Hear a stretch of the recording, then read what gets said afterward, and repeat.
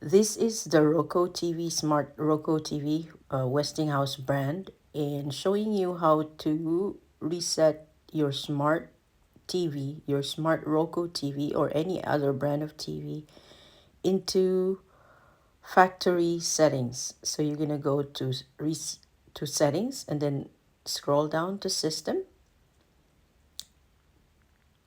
and go to the advanced system settings is where you can find the factory reset button.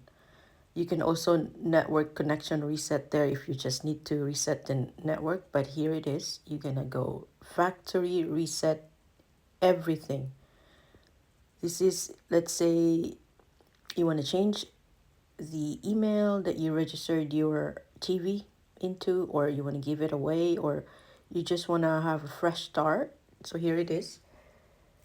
So you'll need to pair everything before you say yes. You'll need to pair everything that you've paired, so everything's gonna be reset. So, and here's what it looks like after the reset.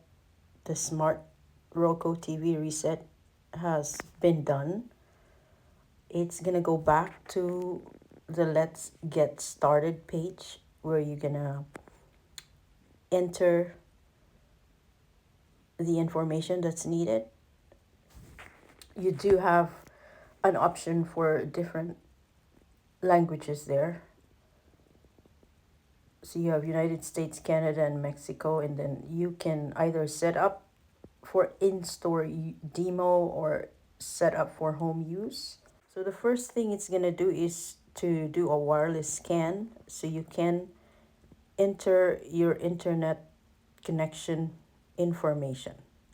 Basically, that's what you need to set up your new TV.